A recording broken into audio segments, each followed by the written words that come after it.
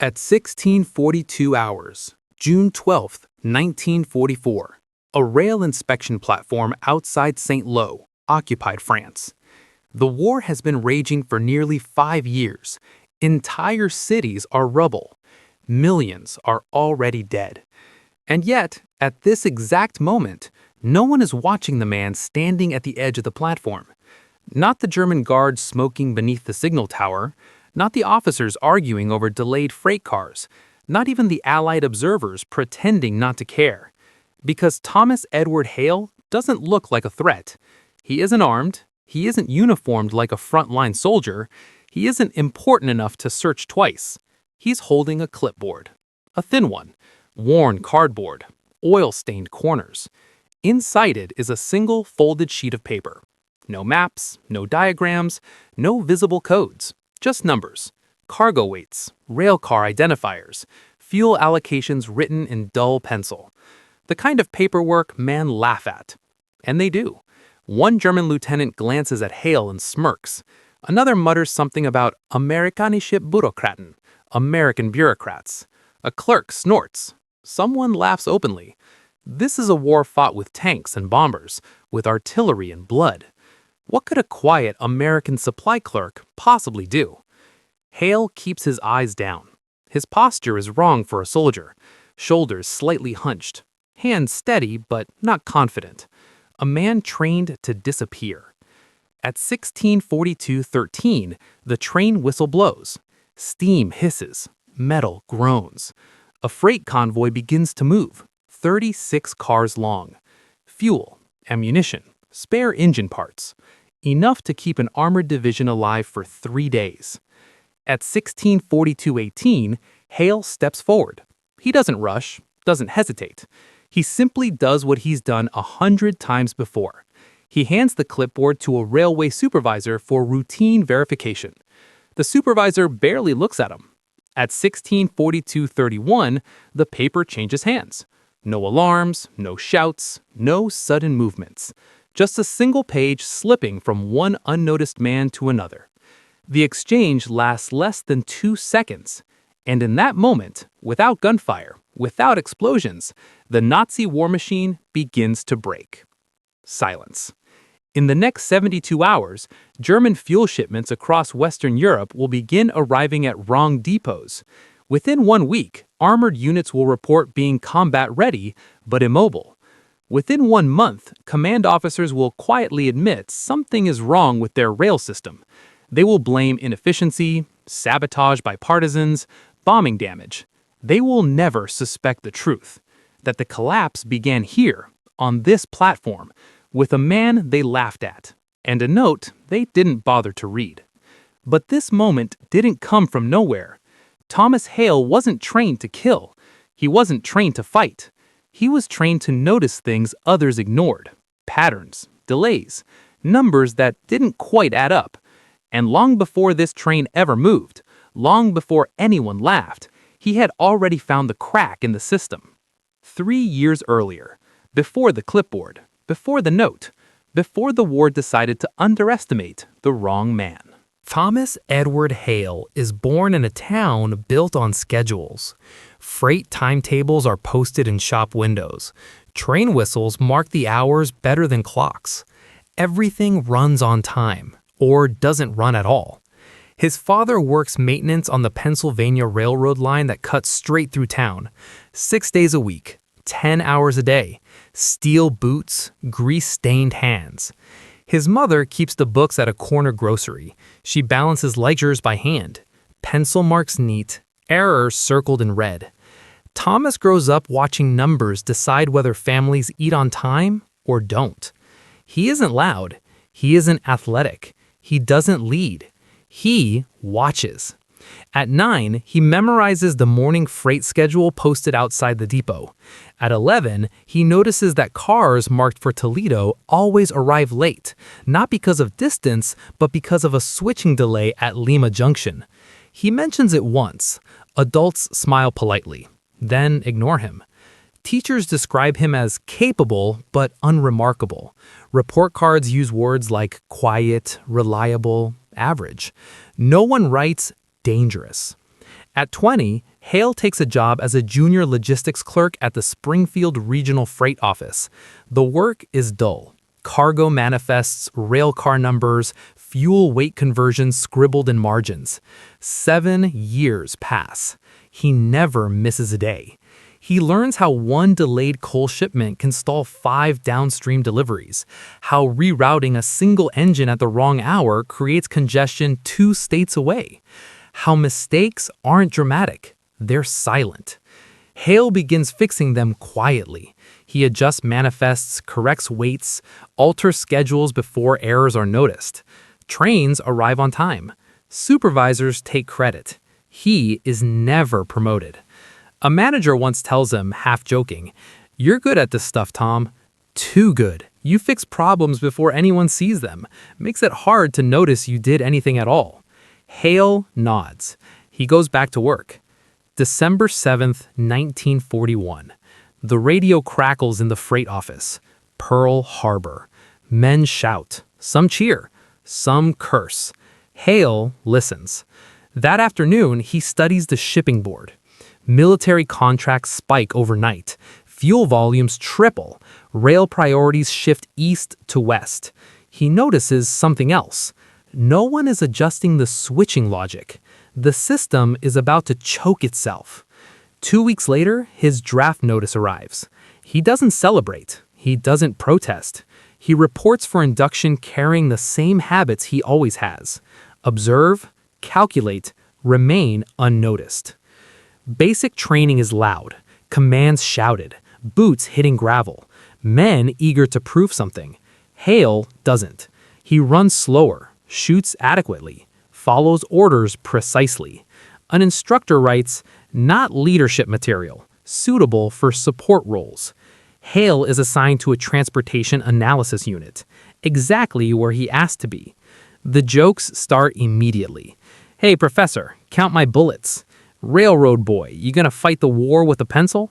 He smiles politely, keeps working. In late 1942, Hale notices a fuel shipment destined for North Africa is misrouted. The numbers don't match the tide schedule. The rail cars will arrive 12 hours too late. He submits a correction request. It's denied. A captain tells him, "Stick to the forms." The shipment arrives late. Vehicles sit idle. No one apologizes. No one connects it to Hale's report. He learns an important lesson. Accuracy doesn't matter. Visibility does. By 1943, Hale has built an unofficial reputation, not for brilliance, for being right too late for anyone to admit it. He predicts congestion before it appears, flags inefficiencies no one wants to hear about, understands enemy logistics better than some officers understand their own. Credit always flows upward. Hale says nothing, because he understands something most men don't. Systems don't collapse from attacks. They collapse from misinformation. By the time he's sent to Europe in early 1944, Hale knows 2 things for certain.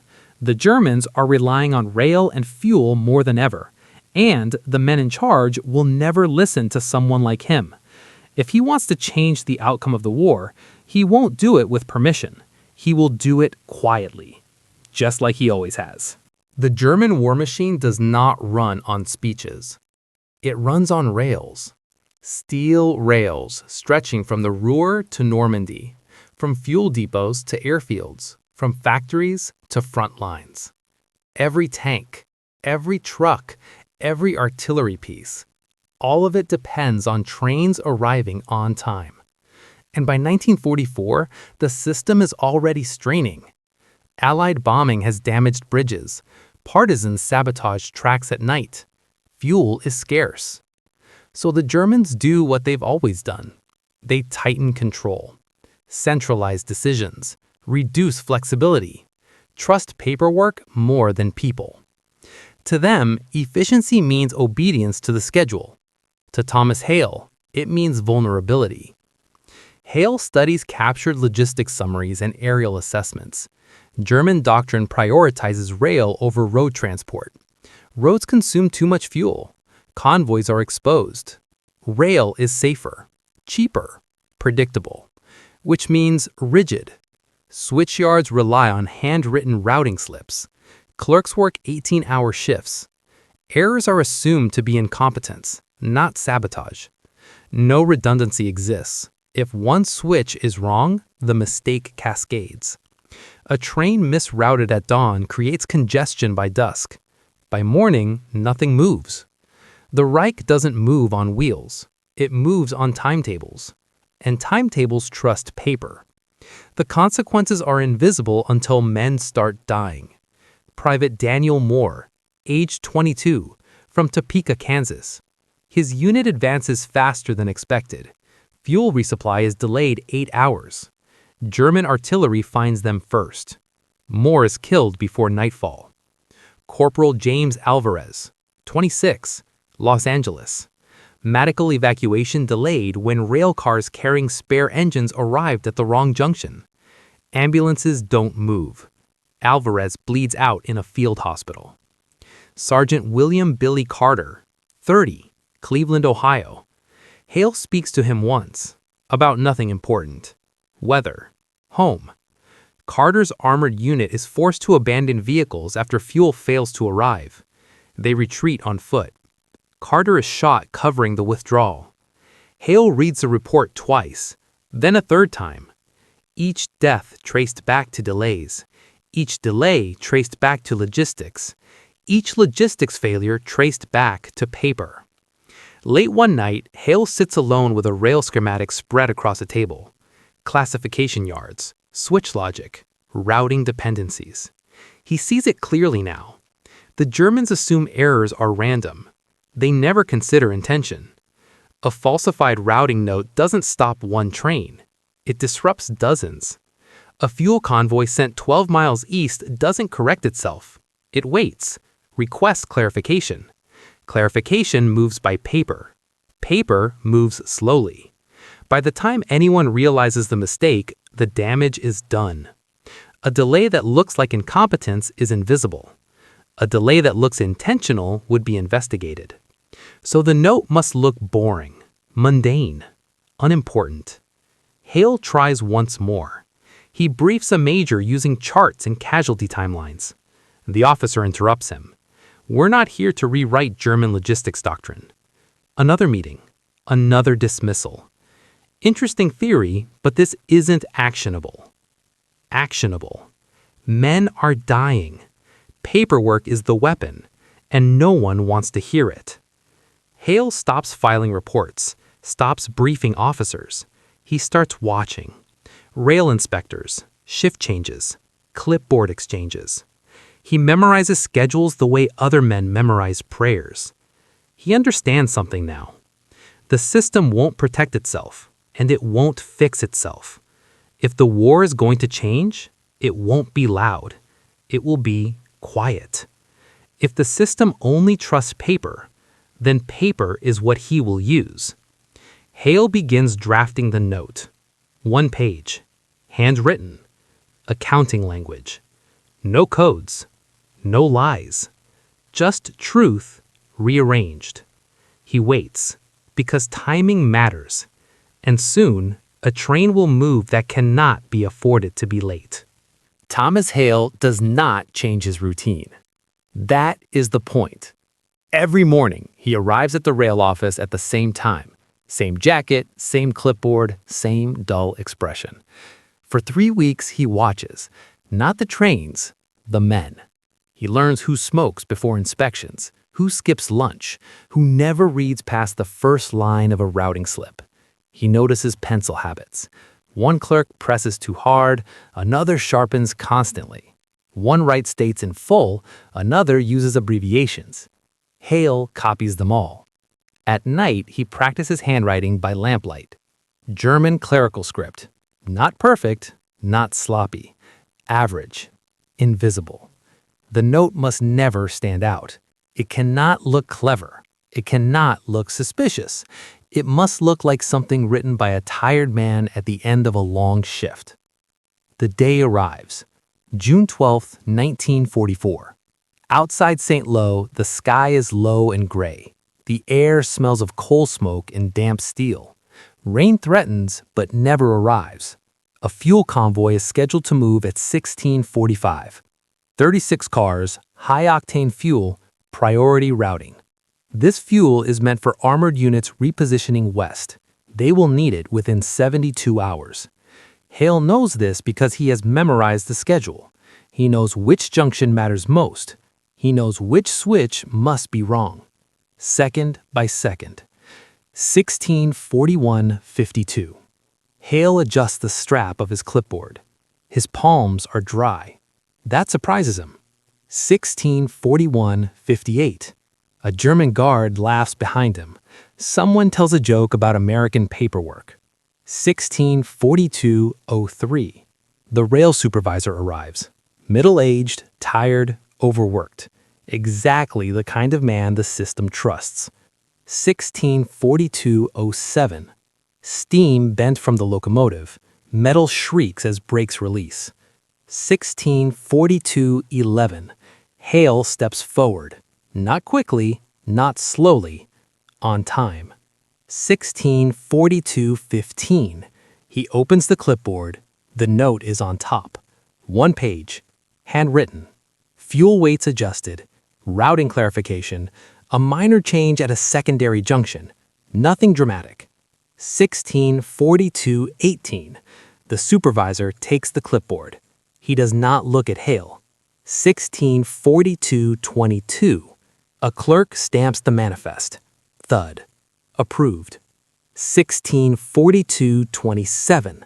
The note is removed, slipped into a stack of identical papers. Hands separate. The exchange is over. No one reacts. No whistles blow. No guards move. Hale steps back. His heart rate does not spike. That is the most frightening part.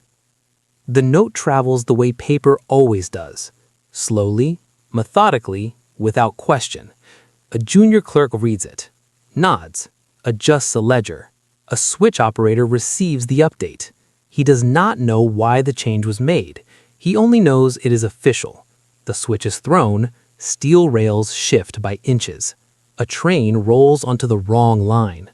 The fuel convoy arrives at the incorrect depot. The officers there assume a clerical error. They file a request for clarification. The request must travel back through channels, by rail, by courier, by paper. The train waits. Engines idle. Fuel is locked in place. Elsewhere, another train is delayed because the track is occupied. Then another. The schedule begins to unravel. Not dramatically, quietly. They do not panic. They never panic. They assume inefficiency. They blame fatigue, partisans, bomb damage. No one imagines sabotage, because sabotage would require intent, and intent would leave fingerprints. Paper does not. Hale stands on the platform and watches one train disappear down the wrong line. He does not smile. He does not feel triumph. Only certainty. The system has accepted the lie, and the lie is now truth. Nothing explodes, no one screams, but somewhere west, engines will run dry. Somewhere east, ammunition will arrive too late. Somewhere in between, an army will stop moving. All because a man they laughed at wrote one note. Nothing fails all at once. That is what makes it so hard to see. 24 hours after the fuel convoy misses its intended depot, reports begin to arrive. Scattered, incomplete, contradictory. One armored unit reports a delay. Another reports a partial delivery. A third reports nothing at all. German logistics officers assume the same causes they always do. Bomb damage, partisan interference, clerical fatigue. No alarms are raised, because no single failure looks intentional. Within 48 hours, Luftwaffe squadrons cancel sorties due to fuel uncertainty. Within 72, armored elements remain in position, technically combat ready, practically immobile. The front does not collapse. It stalls. The numbers. The reports, when compiled later, tell a colder story. Fuel delivery success rates across key Western corridors drop by 18%. Rail turnaround times increase from 12 hours to nearly 40. Critical resupply windows are missed, not once, repeatedly. Counterattacks planned on paper fail to materialize in reality. Units wait, command delays, opportunities close. No one can point to the moment it all went wrong, because it never snapped, it frayed. The enemy responds. German command does what rigid systems always do when confused. They add procedure. More verification forms, more signatures, more checkpoints. Each fix slows the system further. Clerks are ordered to double-check manifests. Switch operators wait for written confirmation before acting.